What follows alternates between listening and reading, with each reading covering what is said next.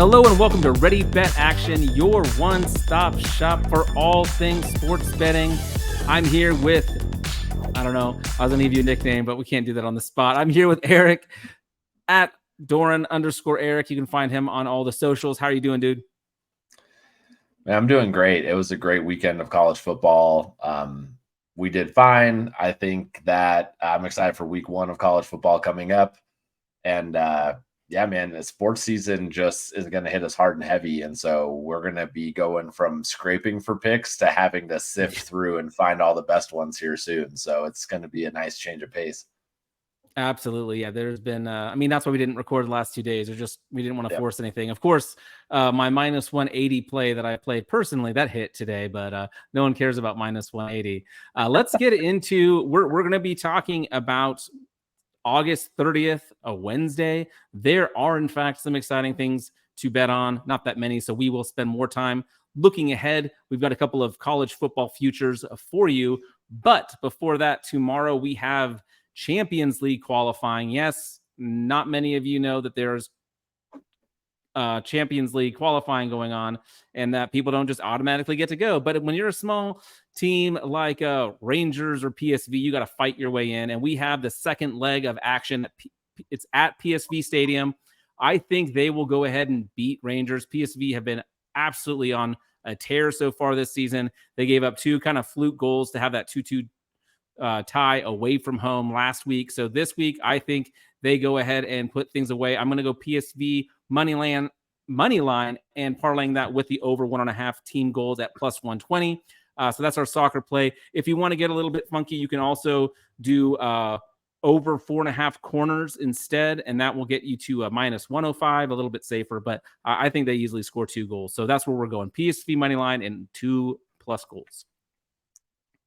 Oh, that's great. I knew that Champions League qualifying was happening. If it makes you feel better, Stefan. But you're right. Liverpool doesn't probably usually have to worry about that. But they don't get to do Champions League at all. So anyway, we don't have to worry about any of it this year. We're focusing on winning that EPL title. We'll see how that goes. Right. Speaking of my teams, I'm going to give you my first homer pick. For those of you who don't know, if we haven't said, I'm a big CU buff. Coach Prime stepping up in his first year for us. Honestly, if anyone says they know what's going to happen this year with the Colorado Buffaloes, they are liars. It is a completely new team. They were 1-11 last year. That being said, I think the coaching staff alone gets us some more wins this year. I think if you combine that with the talent that was brought in, I think Shedeur Sanders is the most talented quarterback that Colorado has had since Cordell Stewart. I promise I'm not exaggerating. Sorry, Joel Klatt. I know you're probably watching this. I apologize to you. You were great, but I think Shedeur is Montez. The most legit. Yes. Sorry to Montez and Cepho Lufau. These are names that got us by. No one else knows. We love. No one knows. So I think Shedeur alone, along with the coaching staff, I know there's Travis Hunter, but I really think it's the quarterback play gets us 3.5 wins. I see very winnable games in Colorado State, Arizona, and Stanford, and then I see another 3 or 4 games that could be competitive and winnable. So I think 3.5 is still a good number to get this at plus 115. I'm going to the CU-TCU game this weekend, so I'm just really feeling it for my homer pick. Yeah, I mean, I don't love this. It makes me nervous, but I did pay up a couple months ago for Colorado over 3 wins. So obviously, I think 4 wins is in the cards. So I just liked it better when I could hedge my bet with a push. but I support you, Eric, and I support our buffs. Well, speaking of hedging things with a push, I think this is one that you believe could push as well, which I'm going with the USC Trojans under 10 wins. I do think this could very well end a push, but I think after this last week, this week 0, it was obvious this defense is maybe worse. It might be worse than last year. I know they have the offensive talent. But when you have to go play Washington on the road, you have to, you still have Oregon and Utah. And I don't know if I see them getting more than 10 wins. So I like the value at plus 100 in the event they get upset, maybe by the Colorado Buffaloes. There you go. A game that me and you were going to go to. No. If they have another upset in there, I could see them being a 9-win team pretty easily. But one more for me in the Pac-12. I'm a Pac-12 guy. So are you as an Oregon fan. I'm going to go ahead. And speaking of USC losses, I am going to go ahead and take Washington over 9.5 wins at plus 125. I love the big Penix energy. It is like he's one of my favorite quarterbacks. I love watching him. I went to a game in Seattle last year. I think this team could very well win the Pac-12 if USC does in fact underperform.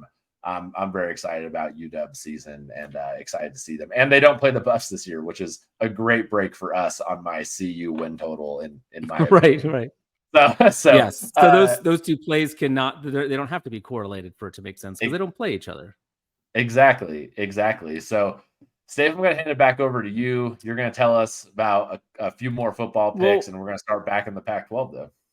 Yeah, I like that Washington play too. They have one of the best wide receiver rooms in the country with Polk as the third one. But then you've got Rome Odunze, who many think will be drafted in the first round. And then McMillan, of course, who those two guys can really do it all. And Rome Odunze, you may not know who he is yet, but you'll know who he is this time next year when he just got done being drafted day 2 at the latest. But yeah, I am going to go ahead and stick in the Pac-12, and I'm going to go with Utah under 8.5 right here.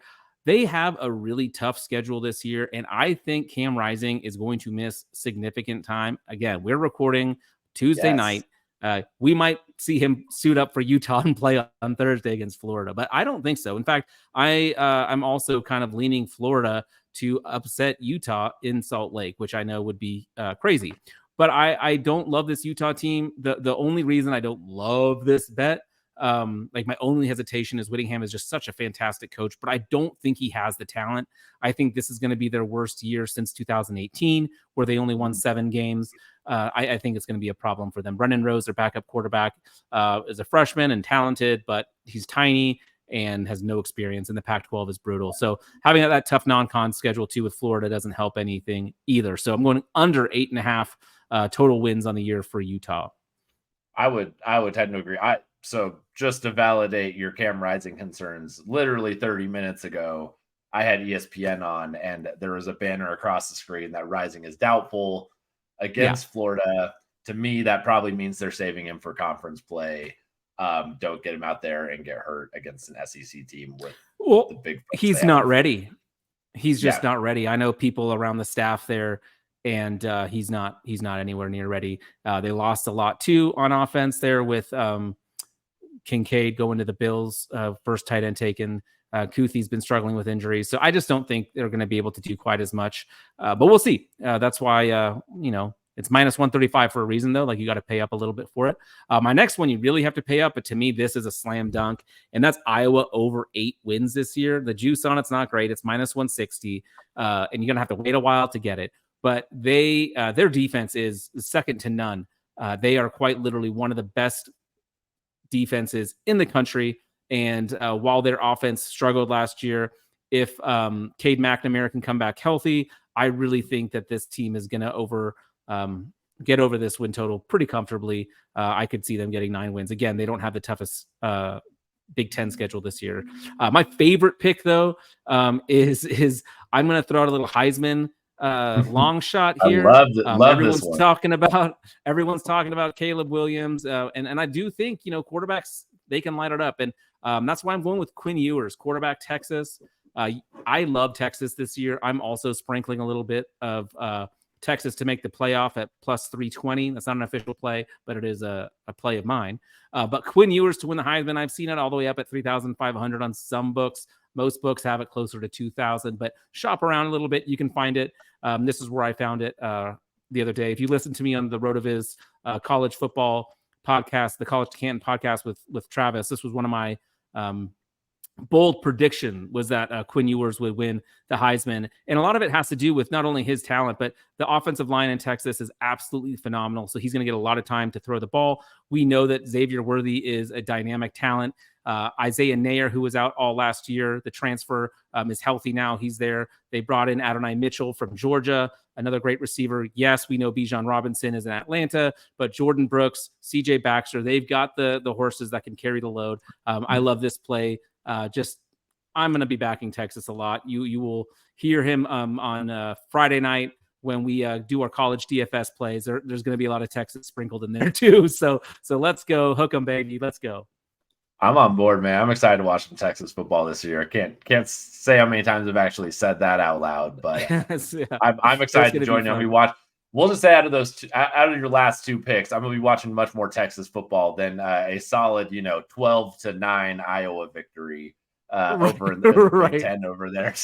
So no, it's going to be a sneaky play though to trail Iowa totals over because they have a contract. Their coach, their offensive coordinator, Kirk Ferentz's kid, has a clause in his contract that they have to get over 25 points a game on average or he's fired. Really? So be looking for them to run up the score in those, especially early on in the year. So again, little preview for the weekend. But why don't we're going long here. Why don't you go ahead and give us the breakdown? Why don't you give us your best bets for your futures? Really, they're all futures. Let's go. Yeah, absolutely. So recap for me, I'm going to take Colorado over 3.5 wins this season. I'm taking USC under 10 wins this season. And I'm taking the big Penix energy with Washington over 9.5 wins this year. Stafe, what about you? Recapping your 4 picks. Yeah. So again, my favorite one, Quinn Ewers to win the Heisman. And then I've got 2 win totals. We got Iowa over 8 wins. We've got Utah under 8.5.